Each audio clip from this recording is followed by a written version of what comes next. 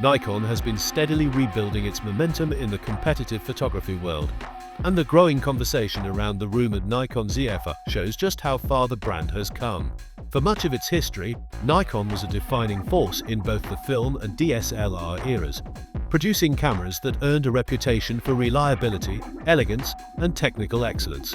Today, as the mirrorless market becomes the central battleground for camera manufacturers, Nikon seems ready to make another bold move. The Nikon ZFR, though still unannounced, has already become a focal point of excitement, especially for photographers who crave a blend of nostalgia, craftsmanship, and modern imaging power.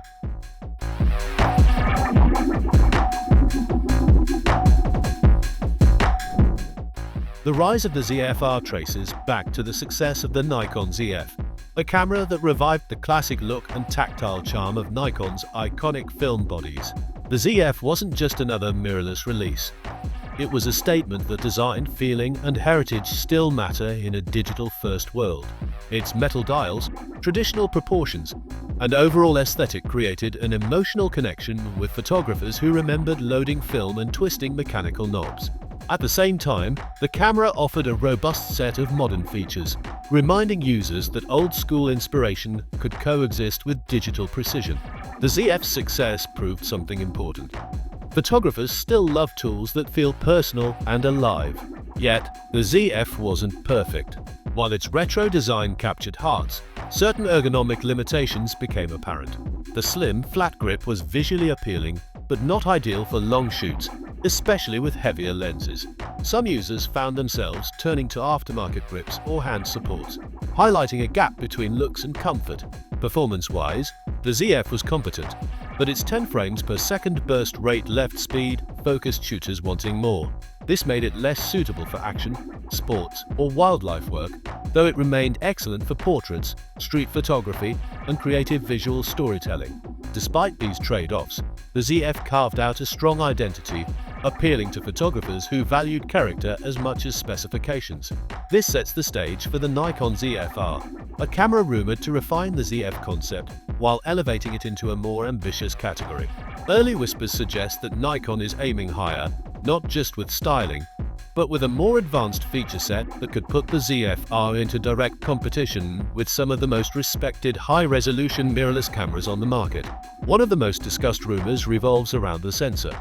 Reports indicate that the ZFR could be equipped with a 60-megapixel full-frame sensor, a major upgrade over the ZF.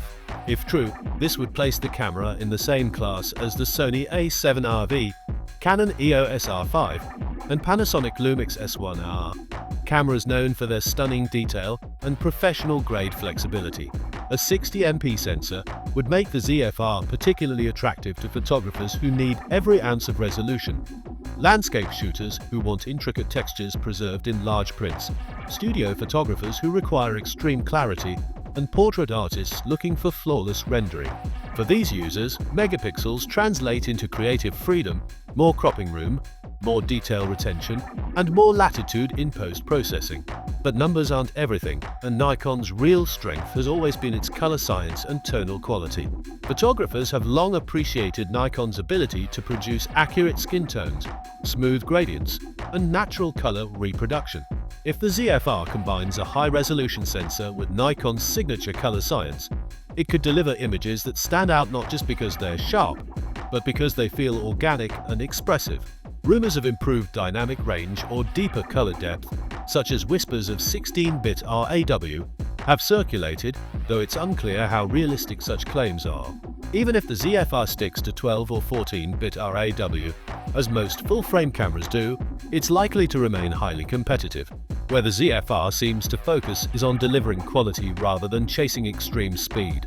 The rumored burst rate is around 10 frames per second, similar to the ZF. This positions the camera squarely in the realm of deliberate, thoughtful photography rather than action-heavy shooting.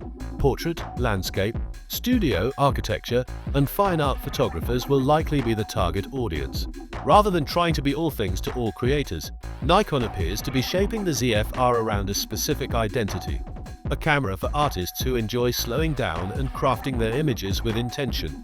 Video performance is another intriguing aspect of the rumors. With the Nikon Z8 and Z9 offering powerful video capabilities, including 8K recording, it's possible that the ZFR may inherit some of this DNA. The idea of an 8K retro-style camera may sound ambitious, especially given the challenges of heat dissipation and data management in a compact body. However, even the inclusion of 6K or highly detailed 4K modes could make the ZFR a compelling tool for hybrid creators. Today's content landscape demands versatility, and a retro camera with strong video features would attract filmmakers and content creators who appreciate the fusion of style and performance. Of course, the ZFR's design is expected to remain one of its standout features. The retro aesthetic, inspired by classic Nikon film cameras, has become a beloved theme, so much so that some photographers choose the ZF purely because it rekindles a sense of craftsmanship. The ZFR will likely maintain this design direction, offering physical dials for shutter speed, ISO, and exposure compensation. These manual controls don't just look good, they transform the shooting experience. Instead of diving into menus, photographers can adjust settings by feel, often without taking their eye off the viewfinder. This tactile engagement makes the camera feel like an instrument rather than a gadget. One of the key improvements expected is better ergonomics. With the ZF, many users felt the grip was too shallow for long-term comfort, especially with larger lenses like telephotos or fast primes. The ZFR is rumored to include a redesigned grip that remains faithful to the retro style, but provides better support. This change might seem minor, but it can significantly enhance the camera's usability, especially for professionals who shoot for hours at a time.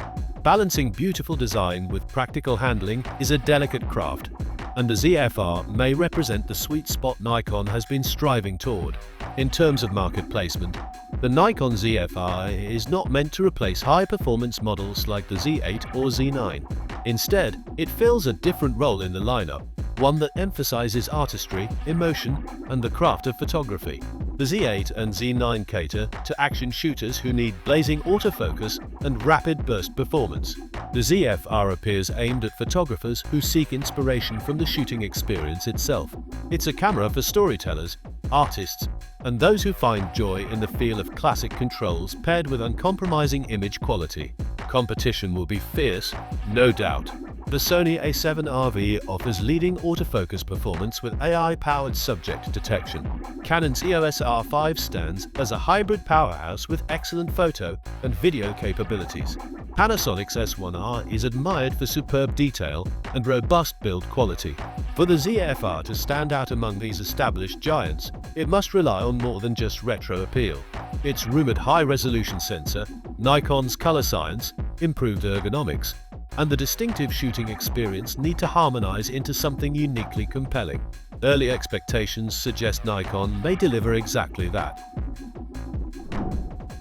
As anticipation continues to grow, photographers across the world are watching to see whether Nikon will transform the promise of the ZFR into reality. If even a portion of the rumored features turn out to be true, the ZFR could redefine what a retro-styled full-frame mirrorless camera can be, fusing nostalgia, tactile pleasure, and professional-grade performance into a single breathtaking package.